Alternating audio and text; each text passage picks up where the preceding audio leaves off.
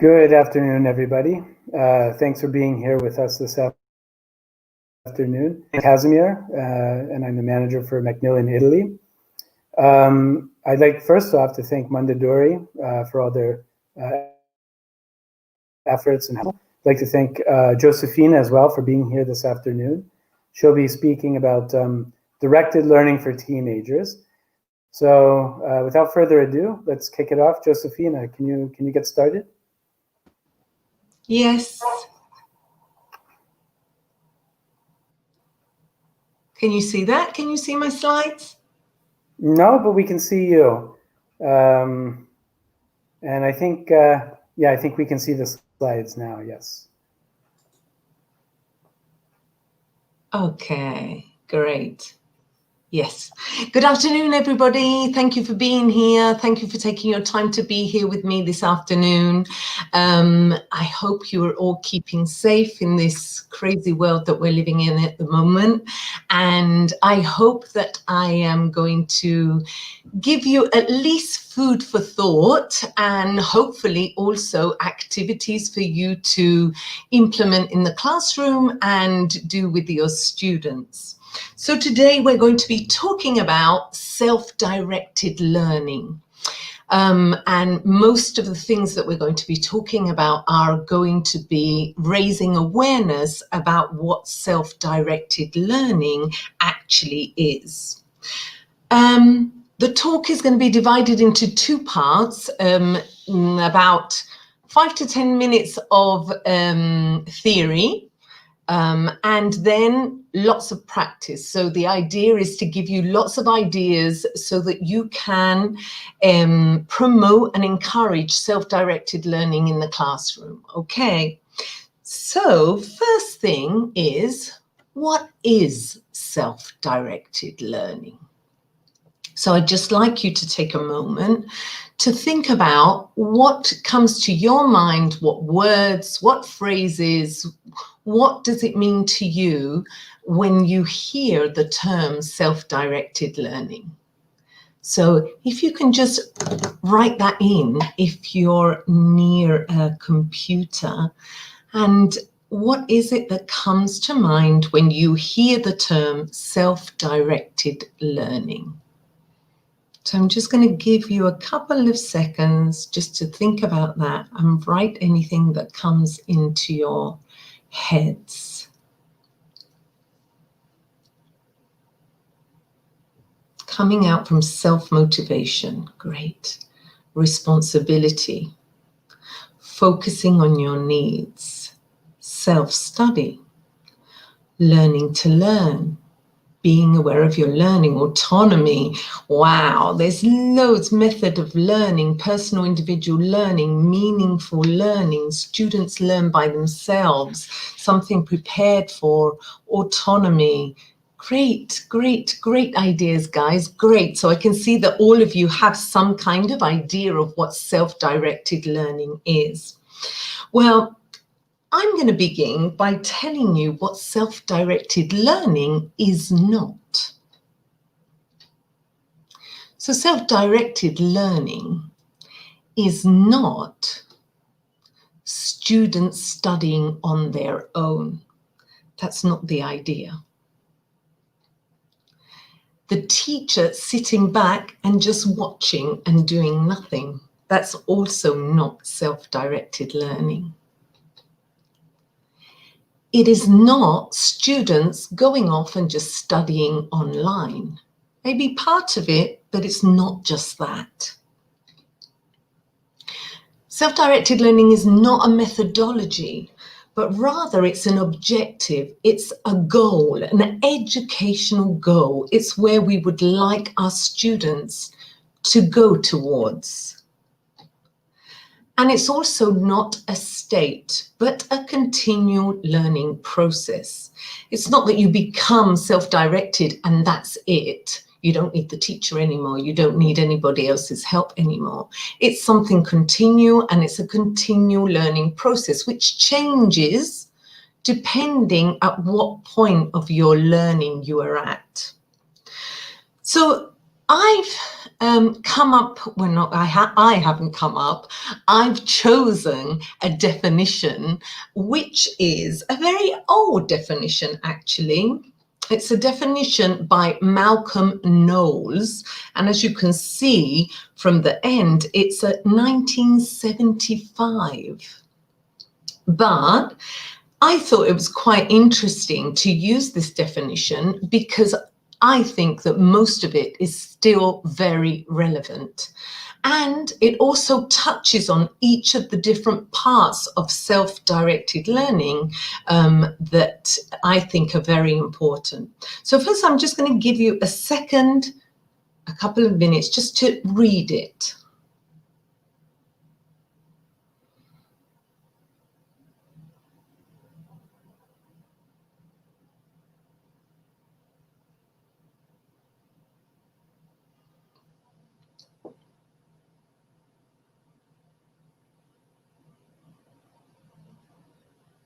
So as you can see, what I've done with this definition is I've broken it up into little bits, okay?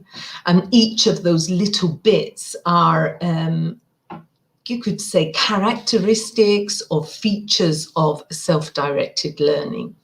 Now, Malcolm Knowles, the writer of this definition, is somebody who was involved in education in the 1970s in America, and specifically with adult education. That's what he was writing for. But in fact, by the end of the time that he wrote, by the end of his scholar years, he actually changed his mind and actually decided that this was not only applicable to adults, but it was applicable to all language learners, for example, of all different ages. Now, traditionally, self-directed learning is something that has been associated with adults, and it's been associated with adults in a way that only adults can self-direct. But actually, many people don't agree with that, and it is applicable to our learners, okay? So let's just take this a little by little. It says, in its broadest meaning, self-directed learning describes a process in which individuals take the initiative. That means that learners are not passive learners, but they are active learners. They're not glasses waiting to be filled with the knowledge that the teacher pours into that glass. They are also active in that learning process, and they are responsible for what and how they do learn, and they act upon that also. It says with or without the help of others. So again, this comes back to the idea of learners only learning if they have a teacher. And in fact, what self-directed learning aims at is learners learning and discovering for themselves. So not spoon-feeding the students, but them learning by themselves. In diagnosing their learning needs, it says. So this is another important feature. It's learners identifying and recognizing what their needs are. Once they recognize what their needs are, they can then formulate learning goals. So they can then decide, okay, so I'm weak at this. I'm not very good at listening. What are my goals? I want to improve my listening because that's what makes me stay back from the rest of the learners, and I want to learn more. So that's my goal, improving listening, for example. Identifying human and material resources. So the learner then identifies what kind of material the learner has. So in our case, and now more than ever, learners are spoiled because it's not just about textbooks, it's about applications, it's about websites, it's about lots of different resources that they have for learning. So they identify what kind of resources they have, and then they choose and implement appropriate learning strategies. Now, learning strategies that sometimes they already possess and know that they have, and sometimes they need to be shown by us. And the last part, which is very important also, is evaluating learning outcomes. So self-directed learning is also about learners evaluating what they know and what they don't know, how they've done in certain tasks that they've been told to do. Have they done well? Have they not? What is it that they need to look at? So all of those are features of self-directed learning. So this is the definition. And what are our aims? What are our objectives as language teachers in the classroom? Well, there are many, and some of them are quite ambitious, but these are a few of the ones that I've come up with. Here we are. To make students aware of their role in learning process. So what we want is for learners to know what their role is in the learning process and be aware that they do have a role, that they don't just sit back and do nothing, that it's not just them waiting to be fed, but that they have to do something. So again, this idea of the active learner. To get the students to take control and responsibility for their own learning.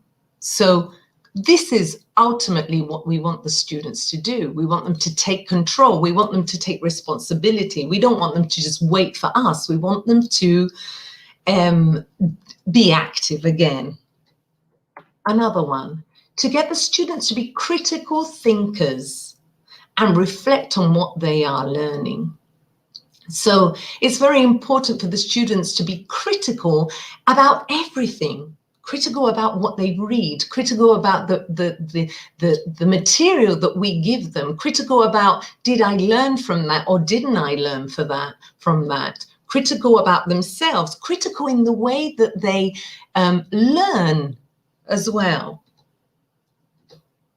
To train the students to think and work things out for themselves. Now, this is really, I think, one of the most important goals, which is connected to self-directed learning and self-autonomy. It's training the students to think, not giving them the things, but getting them to work things out for themselves. So not giving them the rules, but getting them to work the rules out. And we'll be looking at a few activities in a moment. Another goal is to encourage internal motivation and the desire to learn and change. Okay, so I'm just seeing some of you thinking, yeah, this is all well and good, but I've got 25 adolescents in my class. Internal motivation, they have no motivation. Well, that's the idea. What we have to do is try and work on that motivation so that it does come from within and not from outside, because it's only in that way that they will learn more. It's only if it comes from them that they will learn. To encourage self-awareness and self-evaluation in order to be able to make decisions for future learning goals. So this is another thing. We want to encourage them to be aware of where they are, of how well they do things, of how well they've done this semester, of how well they've learnt the past simple and the present perfect.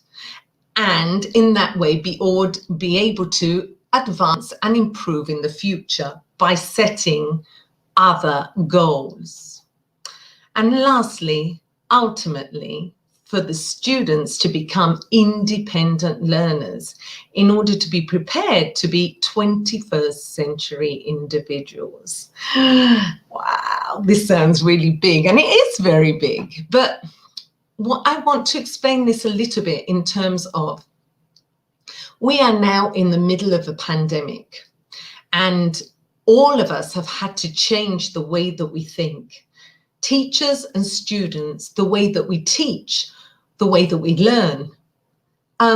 And we have so much information at the tips of our fingers because we have internet and we have information that is new and changing every single day.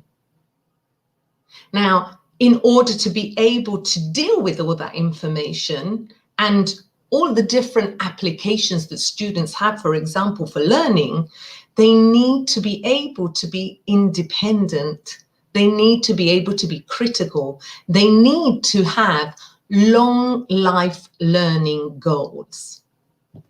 So that is the idea. So that's enough of the theory. That's the theory behind all of these activities that we're going to look at now. So now I'm going to give you 8 different tips on how to encourage and how to promote self-directed learning or self-autonomy. For the purpose of this talk, I'm going to interchange those two terms. And how to get our students to become more autonomous, more self-directed.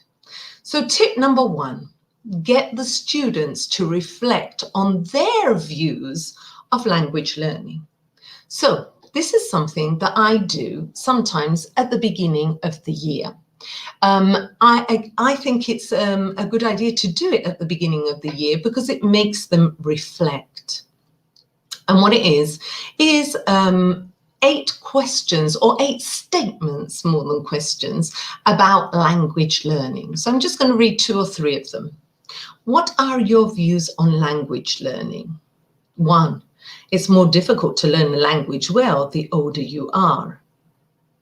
So do they agree or not agree? Why? Do they partly agree? Do they disagree? What do they think about this statement? So getting the students to think about what they think about this. You can learn to speak English without any formal lessons. Do they agree with that? Or do they think that it's impossible to learn English without a teacher? 3, 80% of language success depends on the teacher. Do they agree? Is it 80% of language success that depends on the teacher? Do they think that they only have 20% responsibility for learning? And so on. So these are 8 different language learning statements. And what I do, depending on the group, depending on how many there are, is give them this in a photocopy, get them working in groups, and get them to talk to each other about whether they agree or disagree. Obviously, first, give them some time to read them and write down agree or disagree, A or D, next to each of the statements. Then get them in pairs, they talk to each other about it and they discuss it, and then maybe come back to the whole class and a feedback as the whole class. This, if they get into it, can take a whole lesson, and I think is really worth it. Okay. Another way to do it is to cut up the different statements, put them in groups, get each group to look at the statement and see if they agree or disagree. Or if you allow them to have devices in the classroom, or if they have tablets in the classroom, get them to look for information on internet about each of these. Is it true? Is it not true? What can they find to support this or not support this? What information? Get them to do some research into whether these are true or not true. So that's our first activity, and that is connected to getting the students to reflect on their views of language learning. Tip 2, ask the students to reflect on the teacher's role and the student's role in learning a language. So what is the role of the students and what is the role of the teacher in learning a language? How do I do this? Well, one of the activities that I love doing, and you probably use this, and if not, it is really easy and to set up and very interesting also. What I do is I asked them to think about, what do you think are the characteristics of a good teacher? What do you think are the characteristics of a good student? And then the students brainstorm on their own and then carry out a pyramid discussion. I'll explain that in a moment. But first, I'm going to get you to do it. Just a little bit. Number one, what do you think are characteristics of a good teacher? I'm just going to get you to think about that. What are the characteristics of a good teacher? What for you is a good teacher? Think about the teachers you've had before. Think about the teachers you've had learning another language. Think about the teachers you've had learning English. What would you say are the characteristics of a good teacher?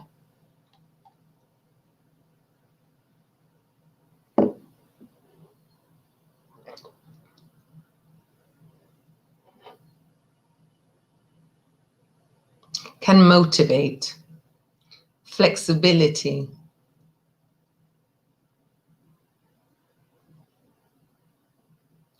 encourage students, inspiring, passionate, empathy, good observer.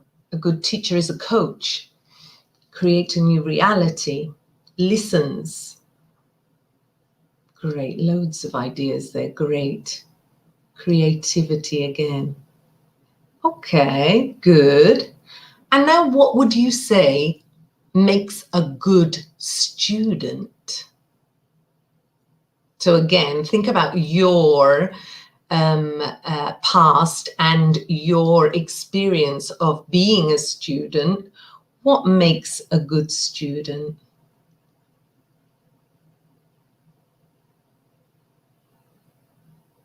Motivation, trust.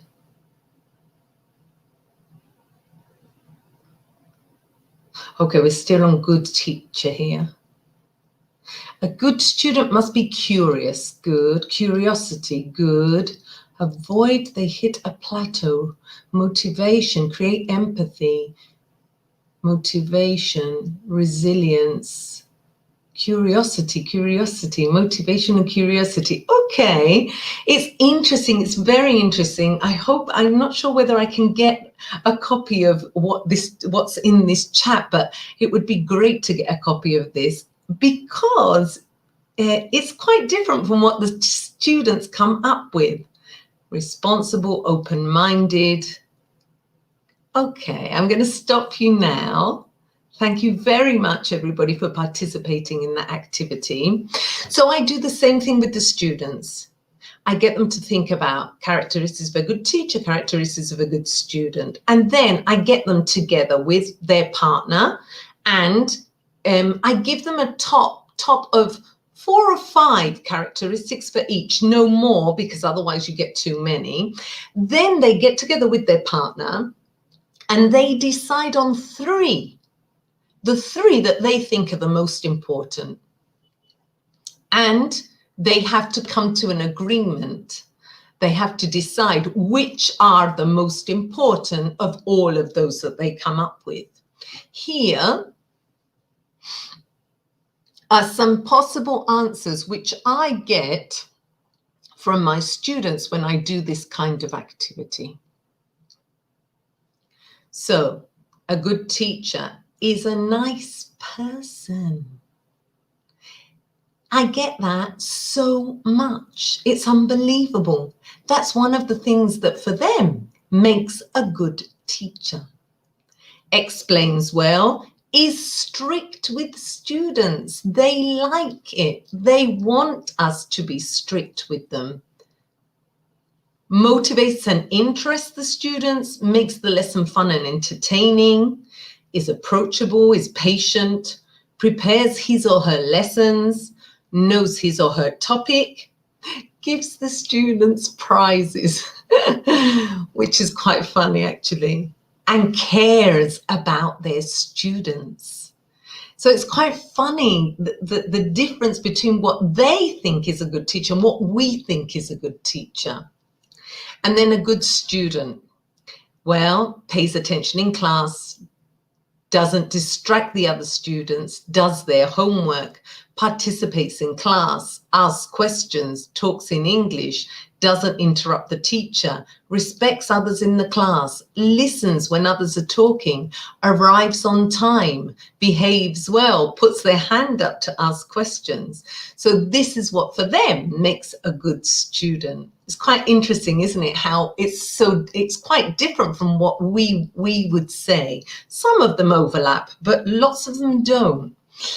Anyway, once they do that, they can vote on the 5 most important, or they can sign a contract which says that they will try their best to do these things. So this is an example of a classroom contract which I found on internet, and it says, as a learner, it is my responsibility to, and then they write down the 5 most important, or the 5 that they've all voted on. As a teacher, it's your responsibility to, and then you write the 5 most important, and both the students and the teacher sign the contract.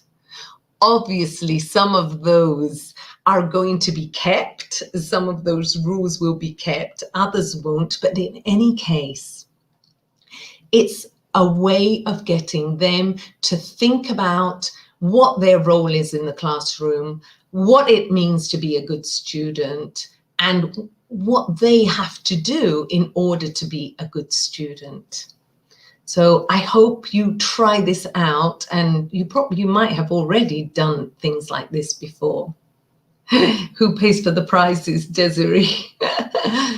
Nobody, I'm afraid. Yes, no. I mean, this is what they say, isn't it? This is one of the things that they say. Prizes. We want prizes. I think they mean sweets and things like that. But anyway, this is connected to what we've just looked at. This is another activity.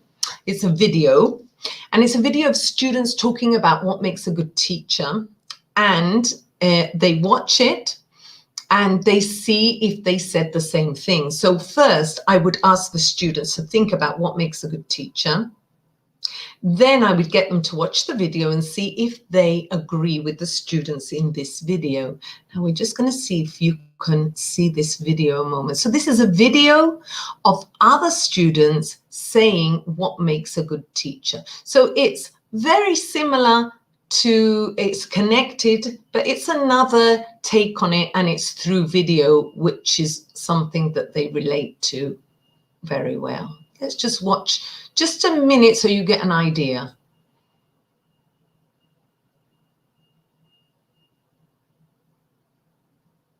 Oops. Oh yes, it's going, it's going.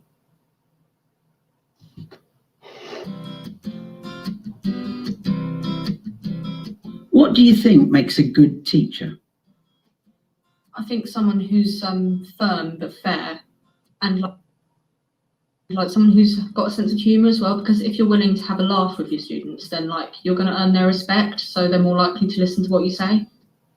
There has to be kind of like get you involved in the subject, because if it's just like do this, do that, and they don't like talk to you as like either an individual or like on a personal basis, it's kind of just like they're talking to you, not with you. And they have to get you involved in the subject for you to actually understand it and help you understand it. So if they're more like kind of like over the top or like a bit enthusiastic about their subject, it kind of makes you think, oh, they do it, so I'm going to do it as well. So it kind of makes you more happy to do it. They need to be not too strict. They still need to be friendly, but they need to be able to control the class and see when like an individual is talking. They need to deal with individuals rather than the whole class. I think like someone who like helps you be involved in the idea for this, okay? It's a video of other students talking about what makes a good teacher. So all of these activities so far, activities which lend themselves quite well to the beginning of the year, okay? But you could do them at any time. So let's go on to tip 3. Get the students to identify different types of language learners and discuss who might be more successful and why. So what I do is I give the students this photocopy, which, by the way, is available for anybody And all of the material that I'm using on here is available for all of you to use, okay? You just have to write to Macmillan or even to me. At the end, I'll give you my email, and I would be very happy to give you the material and for you to use it in your classroom, okay? Okay, so this is a photocopy which I have, in which I have three different learners, okay? And yes, there are 3 types of learners, okay? So I've got Maria, Max, and Andrea. And it gives a kind of a little profile of each of them. And we're going to have a look at the first one just so that you get an idea of what it is like. Okay, so what the students have to do is they have to read the 3 profiles of different learners and decide who they think will be most successful at learning a language. 1 for the most successful, 3 for the least successful. So let's have a look at the first person, the first type of learner, Maria. Maria really likes learning English, but she doesn't have all the time she would like to dedicate to it. She has quite a good level grammatically, and when she's learning new grammar, she tries to work out the rules on her own. She asks questions in the class whenever there is something she doesn't understand. She doesn't always get all her exercises right, but believes that mistakes are also part of learning. When she does do her homework, she does it as carefully as possible and always reads it through before handing it in. Maria enjoys speaking English in the classroom, both with the teacher and other students, and tries to practice as much as possible. She doesn't mind making mistakes and believes that getting her message across is more important. Outside class, she takes every opportunity to speak English to tourists in her city. So what they do is they have a look at the language learners, the 3 profiles. This would be the procedure for this lesson. They read about the 3 learners and ask the students to talk about who they think would be the most successful learner. So Maria is obviously one of the good learners. There's another learner in there who is very grammar-based and looks at books all the time and needs to know the answers, doesn't want to speak to the other learners because he thinks, what's the point if they speak English very badly? What's the point? Etc. So it's 3 different types of learners, and they decide who they think would be the most successful, which gets them thinking about what things does that person do that makes them successful. Then get the students to identify the positive and negative habits of each learner. So again, looking at learning habits and which are positive and which are negative. Ask them to discuss what they do and how they can improve. So then the 3rd part of the lesson would be asking them what they actually do. So I've just put 3 possible questions that you could ask them. What do you usually do? Do you take an active approach in your learning? And what can you do to become a more active learner? So again, we're getting them to reflect on what type of learner they are and what they could do to improve their learning experience and to improve their learning capacity. Tip 4, we're only halfway through. Develop self-awareness. Ask the students to analyze the language learning habits that they do and don't do, and how often they do this. So one of the things that we need to do is get the students to develop self-awareness, to develop what they do, which is very connected to the last exercise that we've just done. This is another thing that I do with my students. Again, this will be available if you would like it. And it's good language learning habits. What I would do first is I would get them to brainstorm what they think are good language learning habits. You could do this as a follow-on to the last activity. Okay, so then they have some ideas, but they probably have other ideas of what they think are good language learning habits. So here we've just got some of them. Do my English homework. Ask questions if I don't understand. Try and use new language as much as possible. Review and revise what we have done in the class. Try and work out the rules for myself. Try and guess words that I don't know. Listen carefully to explanations in the class.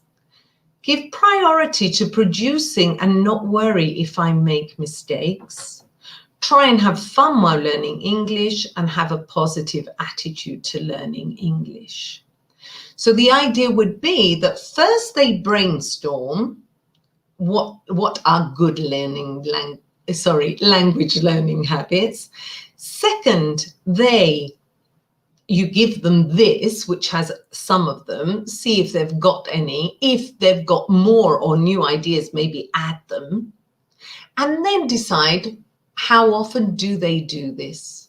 Do they do this? Never, sometimes, always? And then get them to talk about that with their partner. So again, reflecting on the habits that they do, what they do in class and what they don't do. Okay, let's go on to another one.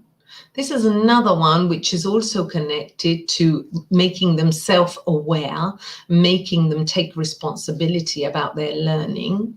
And it's about aims and expectations. So we talked about that in the introduction, in the theory part of this webinar. So it's this year, what am I going to do?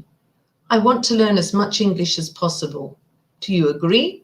Do you partly agree or completely agree? I will work as hard as I can outside the class. I will always try and do my homework. I will work as hard as I can in the class. I will speak English at every opportunity. I will review what we do in class. I will ask the teacher when I don't understand. I will pay attention when the teacher is explaining, and I will check my writing corrections. So these are some aims and expectations, which I've thought about, but you can also get them to think about these. You can just, without giving them anything, get them to think about, what aims do you have for your English? What would you like to do by the end of the year? What things would you like to improve? What would you like to focus on? Okay, so again, this is about making them aware about the things that they do, the things they don't do, whether they think they are important or not. Okay. Tip 5. Do not spoon feed your students. Try and develop skills of observation, deduction, and allow them to discover grammar rules for themselves. I think this is one of the most important tips in self-autonomy, self-directed learning, and just in growing, even just as a learner. Don't spoon feed them. Don't give them everything. Don't treat them like children in terms of intellectually speaking, is what I mean. What I mean is, why are you going to go through the 0 conditional, first conditional, second conditional, third conditional in order, give them everything, tell them what it is, tell them what their form is, then practice, if maybe they know it already? So it's this idea of first seeing what they know and then working from there. And also not giving it to them, but them discovering grammar rules and discovering language. So for example, if any of you use Gateway, in Gateway, all of the grammar exercises begin with a guided discovery grammar exercise. So this is a typical example, and this one comes from Gateway B1, I think it is.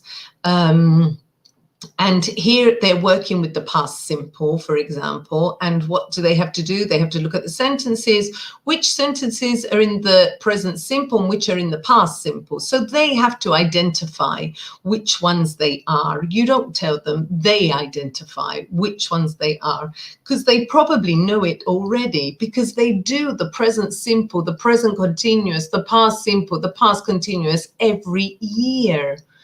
Which makes me go on to another thing, which I think is very important to say also, using textbooks and the way that we use textbooks. It's not obligatory to use the textbook in order. Why do you have to begin with Unit 1? Why can't we go to Unit 5? Let's look at the present perfect. Why can't they decide what to look at first? If they've done the present simple last year and the year before and the year before and the present continuous, then they probably know that already. Let's go on. Maybe give them the syllabus and of the book and get them to tell you where they would like to start, possibly. Or possibly just decide, if it's too difficult to do that, then decide, let me start in Unit 5, Unit 7, and jumping around in the textbook, using the textbook to your advantage. Coming back to this, because I've gone off on something else, this is another activity here with comparatives and superlatives, again, something that they do every year, and they've got to match the adjectives with the correct rule. So again, they match the rule 1, 2, 3, 4, 5 to the adjective. Okay, so this is what I mean by guided discovery. Another example is one of my own. And this is what I give them. So I give them this little photocopy with this on it. Which sport is it? You need to put the ball in a basket. You don't need to be friends with your opponents. You must bounce the ball as you move. You don't have to smile at the referee. You have to respect the rules. You mustn't run with the ball without bouncing it. When you stop, you can only take 2 steps. You can't kick the ball. You should train every day, and you shouldn't eat Happy Meals. So what I do is I give them this, they guess which sport it is, which is obvious. And then I get them to look at this chart. So I give them a chart, a modals chart. And I ask them to go back and look at, underline the modal verbs that I use in each of these examples. They don't know what a modal verb is, but you tell them. Don't tell them first, see if they know. Then, need to, don't need to, must, don't have to, mustn't, can, can't. They underline the modal verb, and then they decide where it goes in this chart. So they've got obligation, prohibition, permission, no obligation, not necessary, advice to do, advice not to do. So what they do is they decide where those modal verbs go.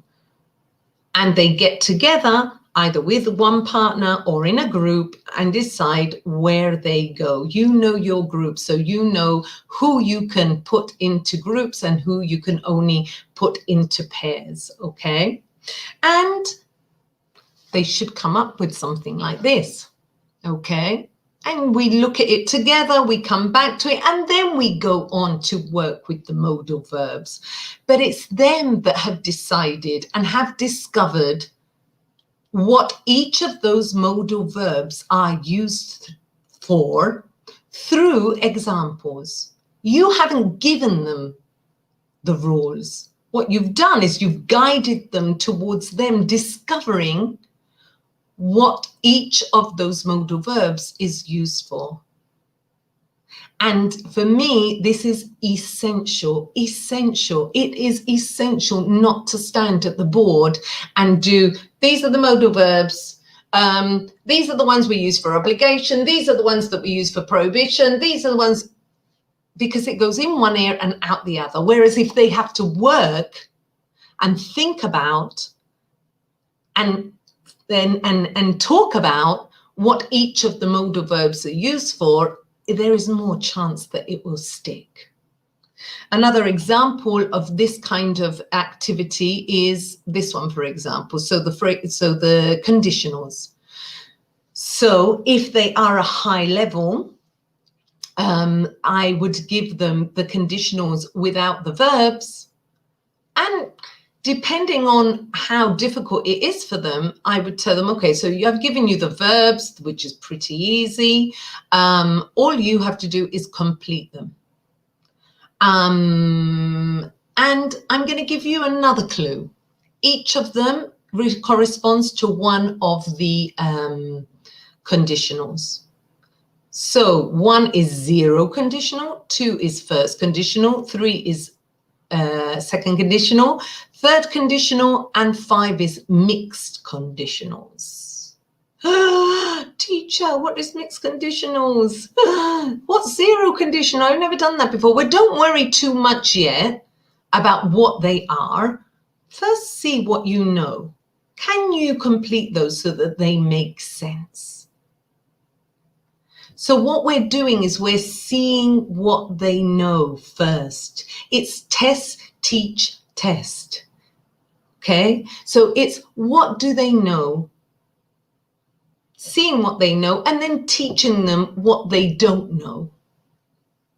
I'm going to go on as quickly as possible. I want to try and get to the end. Encourage the learners to notice language and in use and see differences between their own language and a correct model. So noticing the difference between their own language and a correct model. It is so important for them to see and to notice the difference between what they produce and what is a correct model, a possible correct model. Obviously, there is not just one correct model of things. There are many options. So how do I do this? So I'm going to go through this very quickly, okay? Let's hope that you can keep up with me. And this is all on a photocopy. You choose a text. It can either be a text already written in the book or the one that you make up. This is one that I made up, and it's talking about my free time. And what I'm trying to, is for a very low level, for beginners into elementary. What I'm practicing is love, hate, enjoy, like, and ing. Okay, I'm into, so verbs of preference. And what I do is I've made this little text. You can make it as easy or as complicated as you want. You can take it from a textbook. You take your text, and what you do is you read the text. So you read the text, but you don't show them the text. And you ask them a gist question, just like when you do a listening. So first of all, how would I begin? Okay, so what do you do in your free time, guys? This, that, the other. I play football, I play tennis, etc., etc. Okay, what do you think I do in my free time?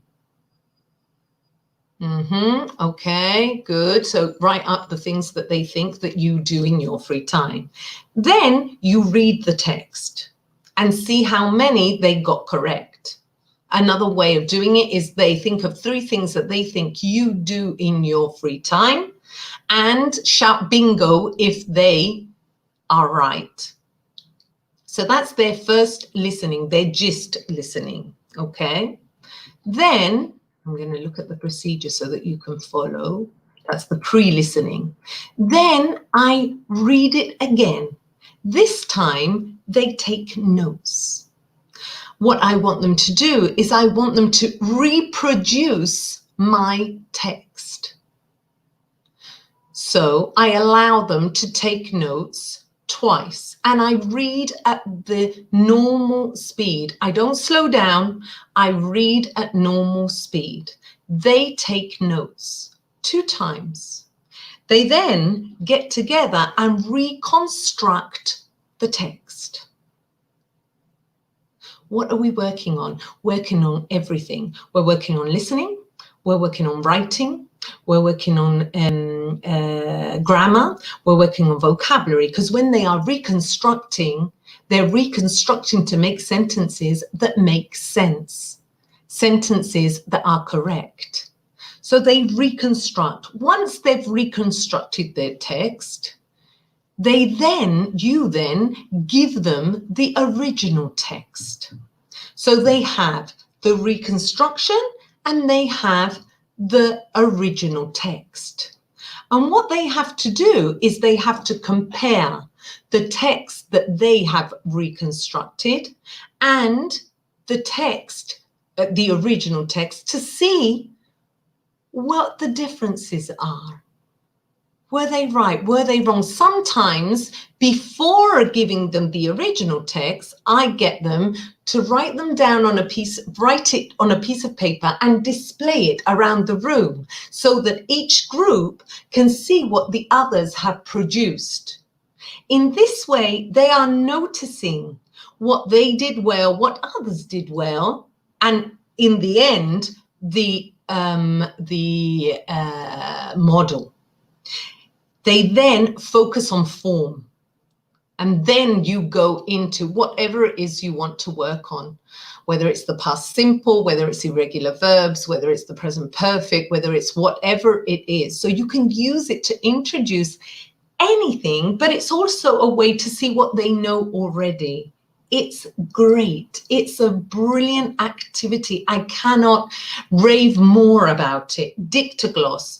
If you want to read about it, there's loads written on it. Okay. Dictation for me is in one way or another one of the best learning tools.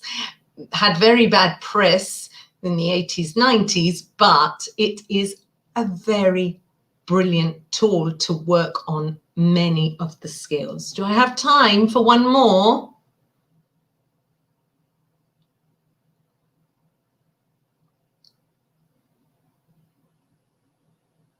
I think so. Okay, I'm going to keep on talking until I get stopped. Tip 7, discuss what the students can do outside the classroom in order to improve their learning speed and also to take responsibility for their own language learning process. So this is very easy. Basically, what you get the students to do is discuss what can they do outside the classroom. What do they have available for themselves to do outside the classroom, which will help them improve their English? So there are so many things, as we said in the beginning, they're spoiled for choice right now. It's not like when we used to learn languages when we were small. So what can they do out the classroom? I'd get them to brainstorm what things they can do outside the classroom. What can they do to improve their English outside the classroom? Watch series and films and documentaries. Obviously, we've got everything. We've got Netflix, HBO, Amazon Prime, etc. It's very easy to do, and it's very easy for them to get into that. And it helps their English so much. Listen to music in English, which lots of them like. Read the lyrics of songs that I like.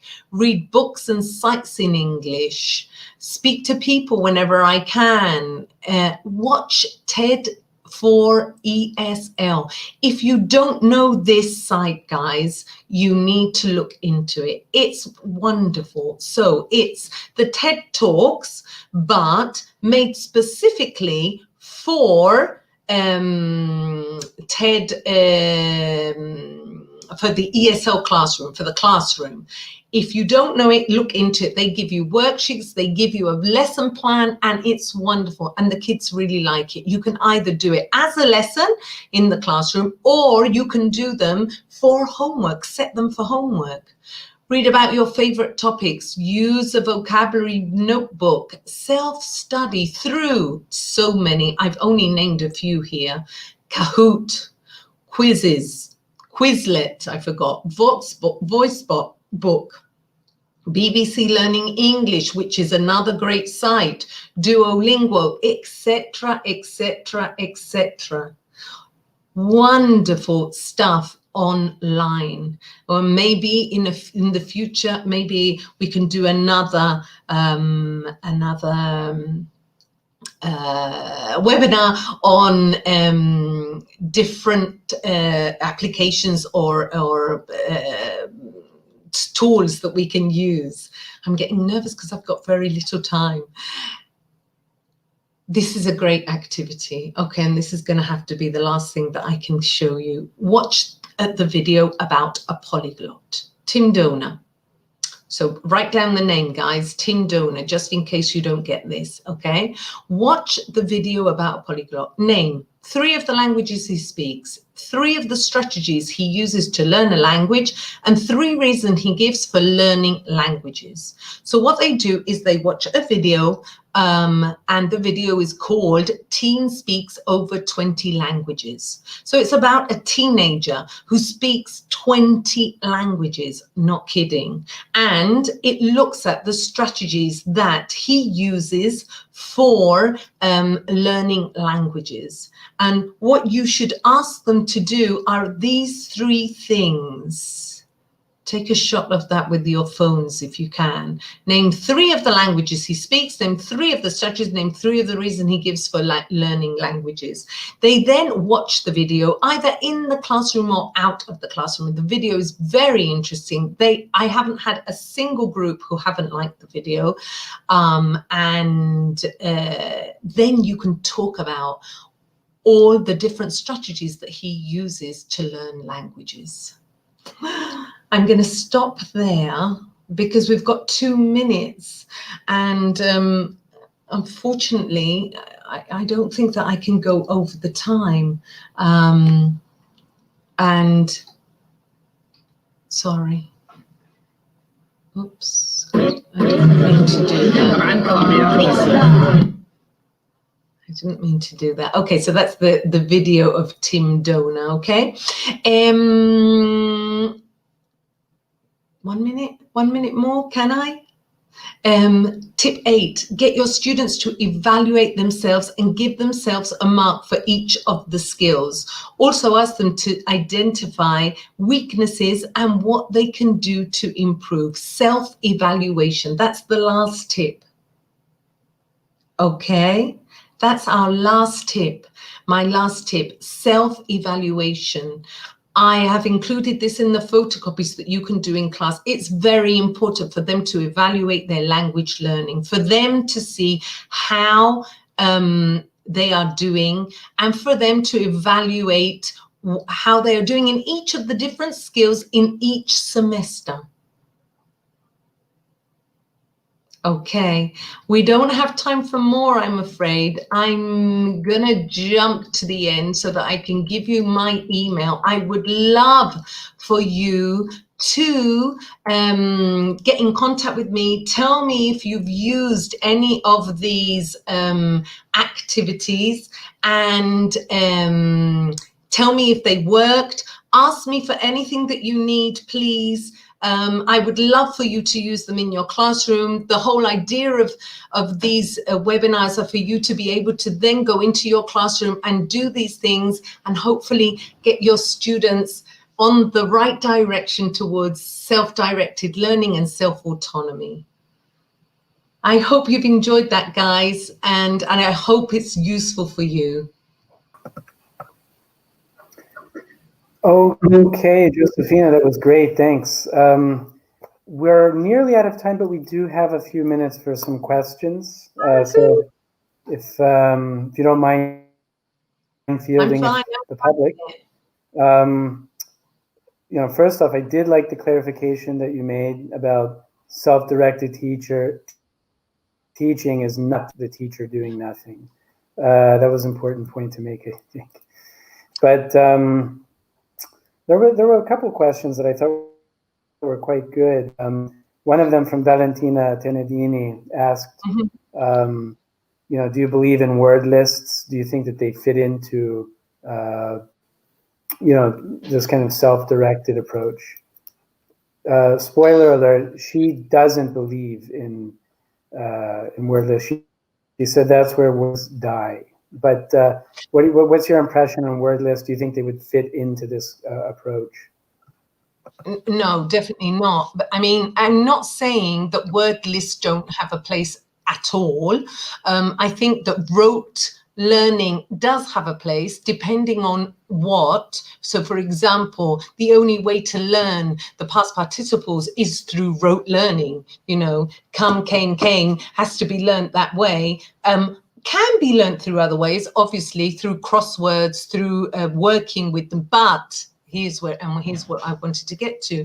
Word lists, if you don't use those word lists, exactly, she's right, get lost. So you need to use the vocabulary that you've taught them. So if you're teaching them vocabulary for clothes, you need to then be able to do, for example, one of my favorite things that I do with my students is a catwalk, where each student describes their partner walking on the catwalk, and I film them and they describe them and they learn them because they're being filmed, and they learn the words because they're using them. So using the vocabulary, it's very important to use the vocabulary, yes. All right, cool. There was another one that I thought was quite interesting. It was towards the end. It was by Maria Rosa Pellizzoni, and she was making the point that you were saying getting the students to kind of discover the rules for themselves, analyzing the grammar and trying to understand what's happening. Maria Rosa was saying, well, a lot of their students don't even know the rule in Italian. Does that kind of thing make it more difficult? No, not at all. It doesn't matter. Language. You see what I'm saying? I think.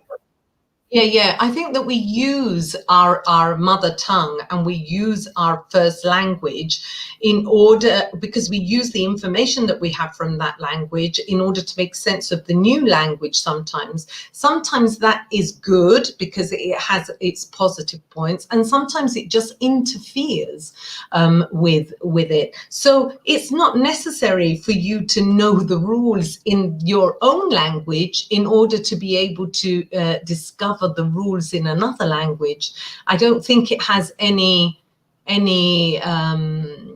it really doesn't matter that you don't know the rules in Italian. It has no bearing. No bearing, no influence on learning the rules in English. Right. Okay, I think that's a fair point. Really, you don't necessarily need Italian to learn English per se. Exactly. But I think there was another question. I'll probably make this the last one. There were some questions, 2 or 3 actually, about the flipped classroom. And do you see that as kind of an integral part of self-directed learning? Because that does require a lot of input from the teacher, right? Yes, but classroom video requires. But if they have the Gateway book, they have a flipped video within the Gateway book. Sometimes it's just about, okay, so the flipped classroom is not you teaching them, but them doing a kind of a pre-research into what it is that you're going to give them. So if we're going to study the third conditional, then going and finding out some information about the third conditional before coming into class.